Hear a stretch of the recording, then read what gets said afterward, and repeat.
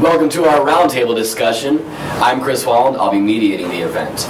Over here we have Kirtan and JP from the Papa Party. We have Talia and Kate from the Foxtrot Party.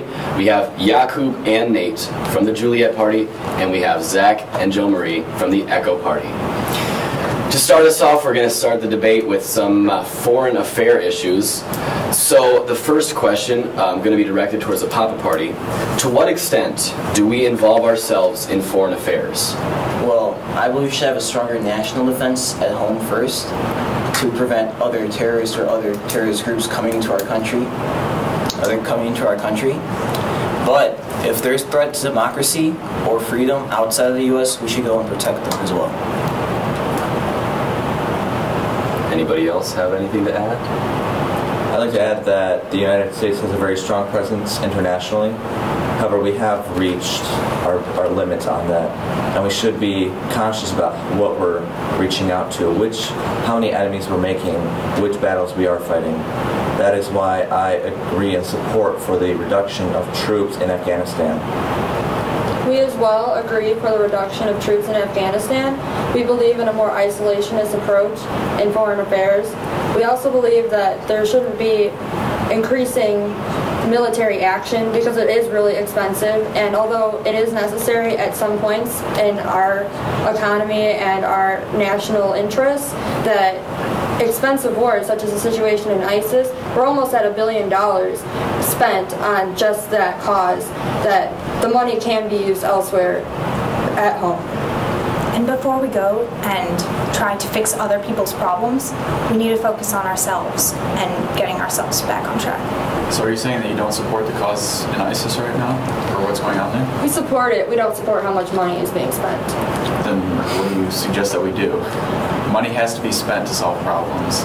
It's not like we can just not spend anything and expect it to be solved. Do you agree that we should spend continuous billions and trillions of our money on bombing in ISIS? Continuous billions and trillions? No, but I think the problem needs to be solved. So how do you suggest solving the problem? The problem's going to cost money. I don't understand so what you expect. So then you suggest that there should be more troops sent there. How do you suggest solving the problems there? I don't suggest there should be more troops sent there. There's no troops there right now, actually. So what are you doing to resolve the problem in ISIS? Well, we need to stronger ourselves with other coalitions. As you may know, we're aligned in a coalition with 50-plus nations in Europe, the Middle East, and the Americas to help solve this problem. And yeah, I do believe that everybody should take their part in spending the money, but I don't understand how you should say we could just pull out because we've spent money. That's completely contradictory to the idea of helping other nations. You have to spend money. And as you said, we are involved with other nations. ISIS isn't just an American problem. It's happening it's attacking other countries all over the world. So why should it be just us? Because we're the leader of the UN. We have to lead other countries and help them support other countries. The problem is we're the only ones that are making expenditures. Combined, the next 8 countries, we spend more than all of them. So why can't we collaborate with the UN or with other collaborative international coalitions to create an equal... I'm not saying that other countries can't help. I'm saying we should... They're not helping. We're the forefront. We are the world's police right now. Yeah. So we are volunteering ourselves in that role. Yeah, because we are the leader of the UN. We created the UN. So we're going to have to take the responsibilities that come with it. The thing is, we don't have to take the responsibilities. We can delineate these military attacks between the countries, and we can form coalitions. We don't have to be the forefront of every military expedition. I completely agree with you on that, but you also need to understand that there are people helping us right now. There's actually 5 Middle Eastern countries alone that have helped with missile launches. They just had a UN meeting, and all the Arab nations expressed hesitation to support us. So we need to understand that these people need to want to defend themselves first before we defend them. If we're defending people that don't want to defend themselves, then what good is that going to do? I don't understand what you're saying, because specifically they stated that there was at least 5 Middle Eastern nations that have helped not only with bombings but helping with plans of attacks on ISIS. So I don't understand how they're not getting involved. What I'm trying to say is that they're hesitant to attack the ISIS, okay? And what we're trying to do is we're trying to arm them, we're trying to train them, but the thing is, we are the only ones that are doing this. Other nations, they're playing neutral. They've had a smaller role than us. But why do we have to be the ones that are the forerunners here? All right, guys. Thank you for the enthusiasm towards the topic, but we're going to have to move to the next. Our next topic is going to be concerning world safety and aid. As far as that, what do you guys think we should do when diseases like Ebola appear and become a problem in the world? Well, the best thing we can do is focus on putting more money into researching for a cure. You can't stop diseases because our nation is so connected with the rest of the world. You can't put up barriers completely against everyone else. That goes along with our healthcare policy. For diseases that are emerging, such as Ebola, or other diseases that can cause such distress as Ebola, there needs to be universal health care. Everyone needs to have access to health care to provide for diseases that they cannot prepare for, that they do not know there will be. And by having universal health care, that also creates more jobs and more research opportunities for everyone to become a healthier society. Well, I like to disagree with that greatly. Healthcare is something that I follow and truly do interest myself in. And by having mandatory healthcare, you are providing the insurance companies with guaranteed customers. You don't have that natural competition. You have a drive for higher prices because you know that these 300 plus million Americans, each of them has to be insured because the federal government mandates so. So how are you going to choose who isn't insured by healthcare?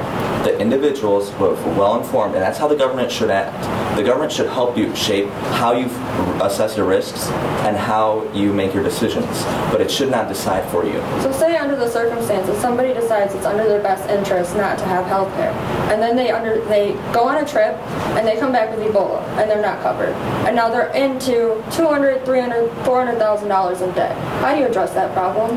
That was their personal choice, and that the government should not force people to either have health care or to not have health care.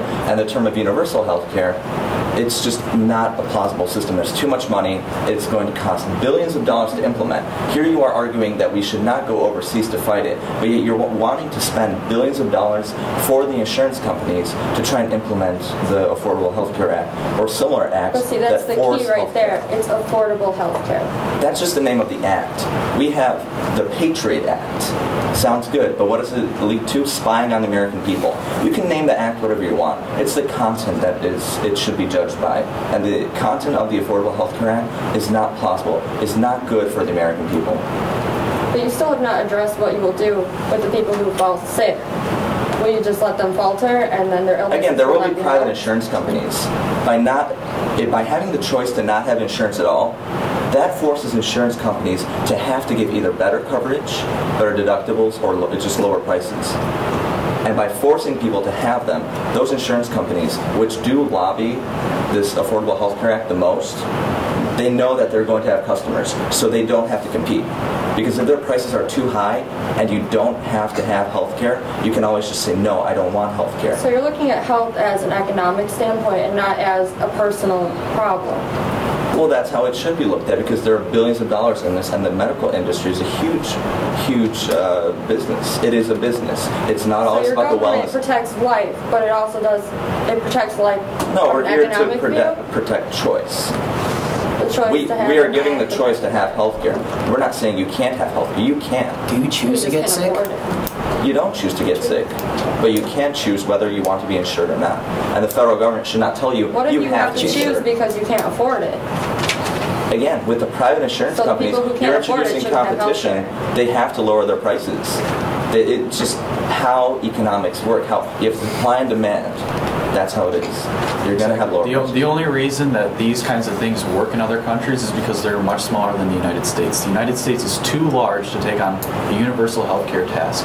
So what needs to be done is people need to decide how they want to spend their money. And if they don't want to spend it on insurance, then they don't need to. And I completely agree with Yaku on that.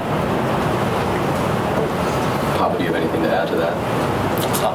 I think what this discussion has traveled off into a domestic Like, you were arguing about how we should be handling healthcare domestically, but what the issue started off as was how we should be handling healthcare in a foreign sense.